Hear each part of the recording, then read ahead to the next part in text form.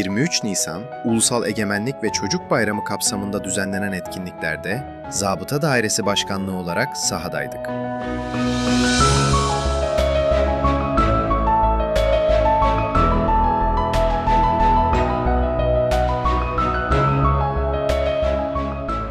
Atlı, motosikletli, bisikletli ve skuturlu ekiplerimiz ile tüketici zabıta birimlerimiz gün boyunca çocuklarımızın ilgi odağı oldu.